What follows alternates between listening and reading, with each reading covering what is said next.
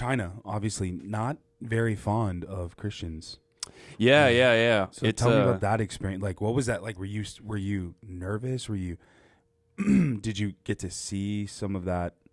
You know, what people here say that they're persecuted, you know, but like when you go to a place like that and people are having to hide Bibles and meet in homes and be secretive about their faith, like that's real persecution, you know? Yeah, it's a pretty weird place in that sense of like, it depended on who you talked to, and you saw a lot of the brainwashing of people over there, even Christians, just kind of not being able to connect the dots. But there's a lot of speak of persecution. We were really on the outskirts of the big cities, not anywhere close to a lot of like the Beijings or Shanghais. We were on the reach and unreached people groups was our goal, kind of. And so the town was like 700,000 people, but nobody had heard of it, and because every town is massive over there, and so it was kind of I think I was naive going into it. I didn't really know what that looked like, the persecution there, and it wasn't as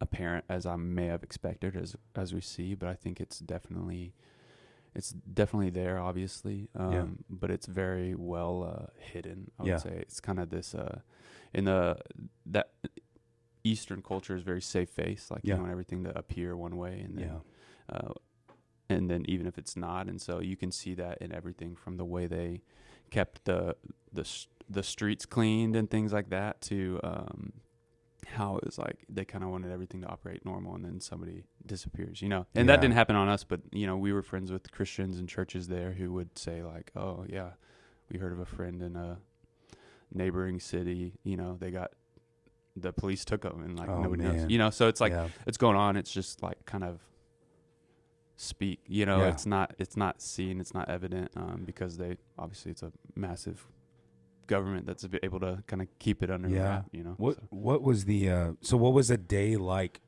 a typical day like in ministry in China for you, like as a missionary?